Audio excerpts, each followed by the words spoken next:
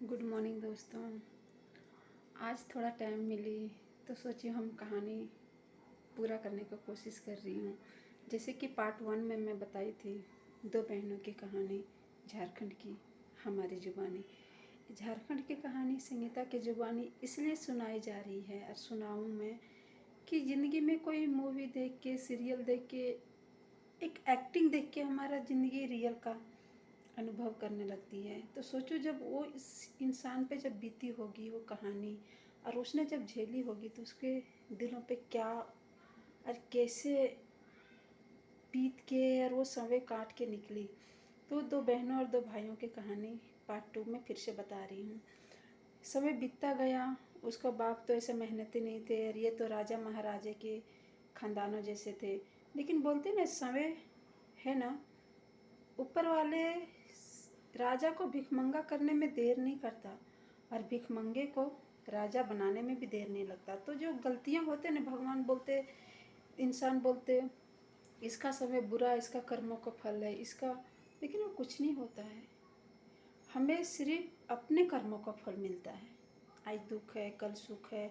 हम जैसे पिछले कर्म जैसे करते आज के कर्म में आज हम भोगने पड़ते, आज हम जैसे करते कल भोगने पड़ते। ऐसा नहीं है कि समय अगर साथ हो तो बोलते ना गधे भी पहलवान हो।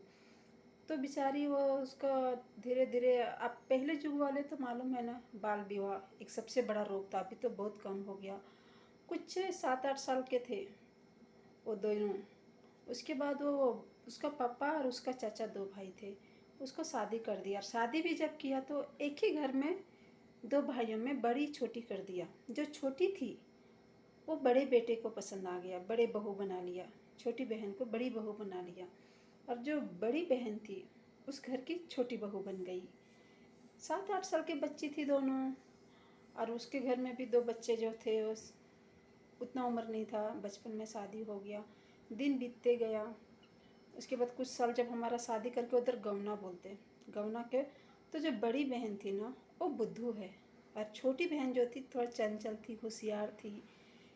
पर वो लड़के वालों को कहना ये था कि हम बड़ी बेटी को मेरा छोटा बेटा नहीं रखना चाहता है। वो बड़ा होने के बाद अक्ल हो गया, लेकिन छोटा बेटा जो है वो बड़ी बहन से शादी हुआ था और बड़े बेटा को जो था वो छोटी बहन से शादी हुई थी। तो जो छोटी बहन को रखने वाली थी वो बड़े बेटा और उसका घर परिवार, लेकिन वो ईगो बोलते ना, बाप का ईगो याड़े आ गया और अपने बेटी का भविष्य बर्बाद कर दिया। तो यूँ हुआ, उसका बेअप का और दोनों भाइयों का शर्त रखा कि अगर रखेंगे तो हम दोनों बहनों को उसी घर में, और नहीं रखेंगे तो दोनों बहनों को तलाक दे दो। और उस सारा हमारा भाषा में बोलते हैं ना झारखंड में, फरकत्ती दे दो। तो उसका वही आड़े रह गया कि देना तो दोनों बहनों को फरकत्ती दो, नहीं तो तलाक दो, और नहीं तो रखना तो दोनों बहनों को रखो। उसके बाद लाचार वो लड़के का बाप और लड़के लोग मजबूरी, क्योंकि वो एक बुद्धू लड़की के साथ ज़िंदगी नहीं गुजार सकते ना। वो थोड़ा साइकोलॉजिक थे, साइकोलॉजी का पेशेंट बन गया हर इंसान के। पर कुछ ना कुछ बोलते ना, एक मेंटल केस जैसा। बुद्धू रहता तो ठीक है, उसको सिखा सकते, लेकिन मेंटल के बहुत मुश्किल होता। धीरे धीरे दिन बीत गया, दोनों बहनों को तलाक हो गया। छोटी सी उम्र में शादी हुई और उम्र भी नहीं ज़्यादा बड़ी हुई और सब तलाक हो गया। लास्ट में थोड़ा दिन गुजरता, उधर जो राजा महाराजा के दो भाइयों थे, मैं बता रही हूँ झारखंड में, वो भी थोड़ा बड़े हो गया। उसको तो बाल विवाह नहीं हुआ था, दोनों भाइयों को थोड़े मतलब एक 12-13 साल का हुआ था। उसको भी उधर शादी करा दिया दोनों भाइयों को। दोनों भाइयों को जब शादी करा दिया तो अच्छे खासे दोनों देवरानी जेठानी रहने लगी। दोस्तों, आज हमारे पास, please I am so sorry, इतना कहानी बता सकते हैं कि मुझे भी बुकिंग है तो मेरे को भी लीड है आज, तो मुझे रेडी होके जाना पड़ेगा। थोड़ा टाइम मिली तो क्षमा करना। ये कहानी पार्ट 3 में हम फिर से लौटेंगे, एक दिन इंतज़ार कीजिए। एक कहानी हम अपलोड करके फिर से आपको हम तीसरी पार्ट 3 हम ज़रूर सुनाएंगे दोस्तों। और ये कहानी कहानी नहीं है, एक हकीकत है।